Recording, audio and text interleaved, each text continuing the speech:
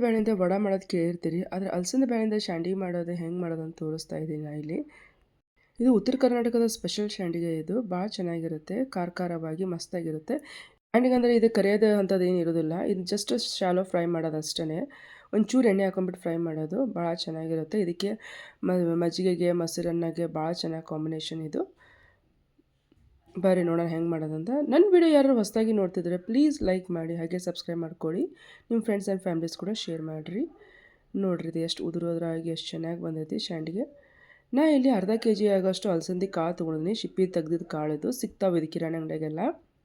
ಇದನ್ನ ಮಿಲ್ಲಿಗೆ ಹಾಕ್ಸ್ಕೊಂಬರ್ಬೇಕು, ಫೈನ್ ಪೌಡ್ರಾಗಿ ಬರಬೇಕು. ನಾ ಇಲ್ಲಿ 2 ಕಪ್ ತೊಗೊಂಡಿದ್ದೀನಿ. ಮತ್ತು ಬೇಕಂದರೆ ಎಕ್ಸ್ಟ್ರಾ ಅಡ್ಜಸ್ಟ್ಮೆಂಟಿಗೆ ಇರಲಿ ಅಂತ ಸ್ವಲ್ಪ ಇಲ್ಲಿ 2 ಸ್ಪೂನ್ ಉಪ್ಪು ಹಾಕ್ಕೊಂಡಿದ್ದೀನಿ. ಹಾಗೆ ಸ್ವಲ್ಪ ಹಿಂಗೆ ಮಸ್ಟ್ ಆ್ಯಂಡ್ ಶುಡ್ ಆ್ಯಡ್ ಮಾಡಬೇಕು. 1/4 ಟೇಬಲ್ ಸ್ಪೂನ್ ಸೋಡಾ ಹಾಕ್ಕೊಳ್ಳಿ. ಸೋಡಾ ಹಾಕ್ಕೊಳ್ಳೇಬೇಕು ಇದಕ್ಕೆ, ಇಲ್ಲಾಂದರೆ ಪಳ್ಳ ಆಗೋದಿಲ್ಲ. ಅದಕ್ಕೋಸ್ಕರ ಇದನ್ನ ಕಲ್ಸೋದು ಹೆಂಗೆ ಅಂತಂತಂದ್ರೆ ನಿಮ್ಮ ಕೈ ಬೆರಳು ತುದಿಯಿಂದಲೇ ಕಲಿಸ್ಬೇಕು. ನೀವು ಚಪಾತಿ ಹಿಟ್ಟು ಕಲ್ಸಂಗೆ ಕಲಿಸ್ಬಾರ್ದು. ಅದಕ್ಕೋಸ್ಕರ ಇಲ್ಲಾಂದರೆ ಗಟ್ಟಿ ಆಗ್ಬಿಡ್ತಾವೆ. ಅದಕ್ಕೋಸ್ಕರ ಹೇಳ್ತಿರೋದು. ಫಸ್ಟ್ ಡ್ರೈ ಮಿಕ್ಸ್ ಮಾಡ್ಕೊಂಬಿಟ್ಟು ಇದಕ್ಕೆ ನೀರು ಎಷ್ಟು ಬೇಕಷ್ಟು ಹಾಕ್ಕೊಂಡ್ಬಿಟ್ಟು ಮಿಕ್ಸ್ ಮಾಡ್ಕೋಬೇಕು. ಒಮ್ಮೆಲೆ ಇಷ್ಟು ನೀರು ಹಾಕ್ಕೋಬೇಡ್ರಿ, ಸ್ವಲ್ಪ ನೋಡ್ಕೊಂಬಿಟ್ಟು ಹಾಕ್ಕೋಬೇಕು. ಇಲ್ಲಾಂದರೆ ಅಳಕಾಗ್ಬಿಟ್ರೆ ಕಷ್ಟ ಆಗಿಬಿಡುತ್ತೆ. ನೋಡಿರಿ ಇವಾಗ ಇದಿಷ್ಟು ಆಗೈತಿ, ಸಾಕು. ಸಂಡಿಗೆ ಅಂದರೂ ಮಾಡಿ ಇಟ್ಕೊಂಡ್ರೆ ನೀವು ವರ್ಷ ಪೂರ್ತಿ ಇಟ್ಕೊಂಡು ತಿನ್ಬೋದು, ಅಷ್ಟು ಚೆನ್ನಾಗಿರುತ್ತೆ. ಹಾಗೆ ಏನೂ ಕರಿಯಂಗಿಲ್ಲ ಅಂತ ಹೇಳಿದ್ನಲ್ಲ, ಹಾಗೆ ತುಂಬ ಚೆನ್ನಾಗಿರುತ್ತೆ. ಒಂದು ಸಲ ಟ್ರೈ ಮಾಡಿ ನೋಡಿರಿ. ಈಗ ಹಿಟ್ಟು ಪಳ್ಳಾಗೈತೆಲ್ಲ ಹೆಂಗೆ ಚೆಕ್ ಮಾಡೋದು ಅಂತಂದರೆ, ಒಂದು ಬೌಲಲ್ಲಿ ನೀರು ಇಟ್ಕೊಂಡ್ಬಿಟ್ಟು ಇದನ್ನ ಒಂದು ಸ್ವಲ್ಪ ಹಾಕಿ ನೋಡಿ, ಅದು ಕೆಳಗೆ ಕುತ್ಕೊಂಡ್ಬಿಡುತ್ತೆ. ಕೆಳಗೆ ಕುತ್ಕೊಂಡ್ರೆ ಅದಿನ್ನೂ ಪಳ್ಳಾಗಿಲ್ಲ ಅಂತ ಅರ್ಥ. ನೋಡಿರಿ ಇವಾಗ ಹಾಕ್ತಿದ್ದೀನಿ. ಇದು ನೋಡಿ ಇವಾಗ ಕೆಳಗೆ ಕುತ್ಕೊಂತ ನೋಡಿರಿ ಇವಾಗ. ಇನ್ನು ಹಗರ ಆಗಿಲ್ಲ ಇನ್ನು. ಅದಕ್ಕೆ ಇದನ್ನ ಮಾಡೋಕೆ ಈ ಥರದ ನಾನು ತೊಗೊಂಡಿದ್ದೆ. ಕೈಲೇ ಮಾಡ್ಕೋಬೋದು, ಅದೇನು ತೊಂದರೆ ಇಲ್ಲ. ಆದರೆ ನನಗೆ ಇದ್ರಾಗ ಈಸಿ ಆಕತಿ ಅಂಥೇಳಿ ಇದನ್ನ ಯೂಸ್ ಮಾಡ್ತಾಯಿದ್ದೀನಿ. ನೋಡಿರಿ ಇವಾಗ ಗ್ರೈಂಡ್ರಿಗೆ ಹಾಕಿಬಿಟ್ಟು ಸ್ವಲ್ಪ ಮಾಡ್ತಿದ್ದೀನಿ. ನೋಡಿರಿ ಇದು ಇವಾಗ ಆಗೈತಿ. ಈಗ ತೋರಿಸೋಣ ನೋಡಿರಿ. ಒಂಚೂರು ಹಾಕಿಬಿಟ್ಟು ತೇಲ್ತಾ ಇರುತ್ತೆ ಹಿಟ್ಟು. ನೋಡಿರಿ ನೀವು ನೋಡ್ತಿರ್ಬೋದು, ತೇಲ್ತಾ ಇದೆ ಇದು. ಇವಾಗ ಇದು ಪಳ್ಳ ಆಗೈತೆ ಸ್ವಲ್ಪ. ಹಾಗೆ ಇದಕ್ಕೆ ಬೇಕಾದ ಮಸಾಲೆ ಕೂಡ ಹಾಕ್ತಿದ್ದೀನಿ ನೋಡಿರಿ. ನೆಕ್ಸ್ಟು ಒಂದು ಜಾರಿಗೆ ನಾವೀಗ ಒಂದು ಸ್ವಲ್ಪ ಬೆಳ್ಳುಳ್ಳಿ, ಕರಿಬೇವು, ಹಾಗೆ ಹಸಿಮೆಣಸಿನ್ಕಾಯಿ, ಕೊತ್ತಂಬರಿ, ಹಾಗೆ ಶುಂಠಿ, ಬೆಳ್ಳುಳ್ಳಿ ಎರಡು ಹಾಕಬೇಕು. ಇದು ಖಾರ ಎಷ್ಟು ಜಾಸ್ತಿ ಇರ್ತೈತೆ ಅಷ್ಟು ಚೆನ್ನಾಗಿರುತ್ತೆ. ಖಾರ ಮೆಣಸಿನ್ಕಾಯಿ ಖಾರ ನಿಮ್ಗೆ ನೋಡ್ಕೊಂಡು ಹಾಕ್ಕೊಟ್ರೆ, ಅದೇ ಒಣಗಿದ ಮೇಲೆ ಖಾರ ಕಮ್ಮಿ ಆಕತ್ತಿದ್ದು, ಆದರೆ ನೋಡ್ಕೊಂಬಿಟ್ಟು ಹಾಕ್ಕೊಳ್ಳಿ. ನೋಡಿರಿ ಇದಿಷ್ಟು ಫೈನ್ ಪೇಸ್ಟ್ ಆದರೆ ಸಾಕು. ಇದನ್ನೂ ಕೂಡ ಇದ್ರಾಗ ಹಾಕ್ತಿದ್ದೀನಿ ನಾನು ಇಲ್ಲೇ ಪ್ರೊಸೆಸರ್ ಒಳಗೆ.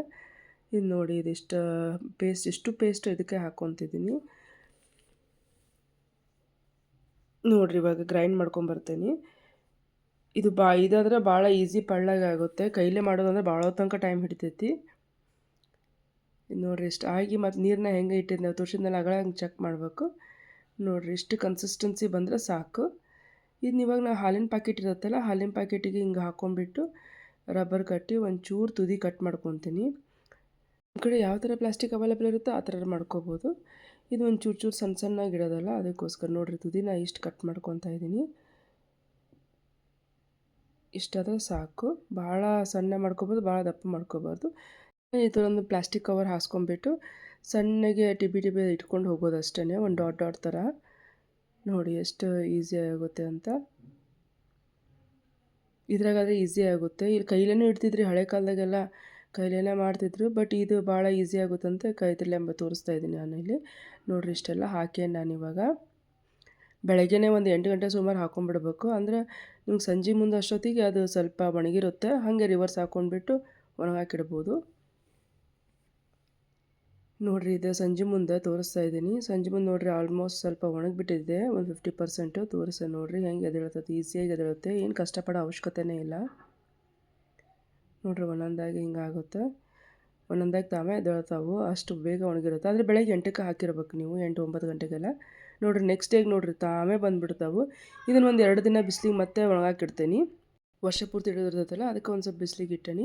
ಈಗ ನೋಡಿರಿ ಹೆಂಗೆ ಫ್ರೈ ಮಾಡೋದಂತ ತೋರಿಸ್ತೀನಿ. 1 ಸ್ಪೂನ್ ಅಷ್ಟೇ ಎಣ್ಣೆ ಹಾಕ್ಕೊಂಡಿದ್ದೀನಿ. ಸಂಡಿಗೆ ಮಾಡಿ ಇಟ್ಕೊಂಡಿದ್ವಲ್ಲ ಅದನ್ನ ಇದಕ್ಕೆ ಹಾಕ್ಕೊಂಬಿಟ್ಟು ಫ್ರೈ ಮಾಡ್ತಾಯಿದ್ದೀನಿ. ನೋಡಿರಿ ನಾನಿಲ್ಲಿ ಈ ಥರ ಮಾಡಿ ಇಟ್ಕೊಂಡ್ಬಿಟ್ರೆ ಸಾಕು. ನೋಡಿರಿ ಯಾವಾಗ ಬೇಕಾದಾಗ ಅನ್ನಕ್ಕೆ ಅಥವಾ ಅನ್ನ ಮೊಸರು ತಿನ್ಬೋದು. ನಾನಿಲ್ಲಿ ಎಣ್ಣೆ ಜಾಸ್ತಿ ಆದಂತ ಇನ್ನೊಂದು ಸ್ವಲ್ಪ ಹಾಕ್ಕೊತಾ ಇದ್ದೀನಿ ಇಲ್ಲಿ. ನೋಡಿರಿ ಚೆನ್ನಾಗಿ ಸಿಮ್ಮಲ್ಲಿ ಅಥವಾ ಮೀಡಿಯಮ್ ಒಲೆಯಾಗ ಹುರಿಬೇಕ್ರಿ ಇದನ್ನ. ಹಂಗೆ ನೀವು ಜೋರಾಗಿ ಇಟ್ಟು ಹುರಿದ್ರೆ ಎಲ್ಲ ಹೊತ್ತು ಹೋಗ್ಬಿಡ್ತೈತಿ. ಸಣ್ಣ ಅಥವಾ ಮೀಡಿಯಮ್ ಇದ್ರೊಳಗೆ ಹುರಿಬೇಕು ಇದನ್ನ. ನೋಡಿರಿ ಎಷ್ಟು ಚೆನ್ನಾಗಿ ಹುರಿತಾ ಇದೆ, ಅಷ್ಟು ಚೆನ್ನಾಗಿ ಬರುತ್ತೆ ಇದು. ನೋಡಿರಿ ಇದು ಇವಾಗ ಆಗೈತಿ ಅಲ್ರಿ ಹೆಂಗೆ ಮಾಡೋದು ಅಂತ. ನಿಮಗೂ ಈ ವಿಡಿಯೋ ಇಷ್ಟ ಆಗಿದ್ರೆ ಪ್ಲೀಸ್ ಲೈಕ್ ಮಾಡಿ, ಹಾಗೆ ಸಬ್ಸ್ಕ್ರೈಬ್ ಮಾಡ್ಕೊಳ್ಳಿ. ನಿಮ್ಮ ಫ್ರೆಂಡ್ಸ್ ಆ್ಯಂಡ್ ಫ್ಯಾಮಿಲೀಸ್ ಕೂಡ ಶೇರ್ ಮಾಡಿ. ಮತ್ತೆ ಸಿಗೋಣ ಇನ್ನೊಂದು ಹೊಸ ರೆಸಿಪಿದೊಂದಿಗೆ. Thank you for watching.